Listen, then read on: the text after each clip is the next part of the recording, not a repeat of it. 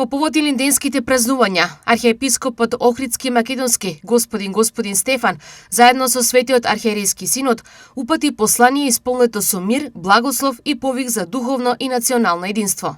Илинден не е само празнично одбележување, туку и сеќавање кое што преобразува, кое што не потсетува на богоугодните дела на светиот пророк Илија, но и на славните илинденци. Се наведува во посланието. Посебно е нагласена улогата на светиот пророк Илија како чувар на Божиот завет, сведок на верата и будител на совеста, чиј пример останува духовен патоказ и во денешното време. Неговиот живот е сличен на историјата на македонскиот народ, кој е исполнета со страдања, но и со надеж, со порази, но и со воскреснувања, потсетува господин Стефан. Во посланието се потсетува и на трите илиндена во македонската историја: Илинденското востание од 1903 година, Асном од 1944 и осамостојувањето во 1991 година.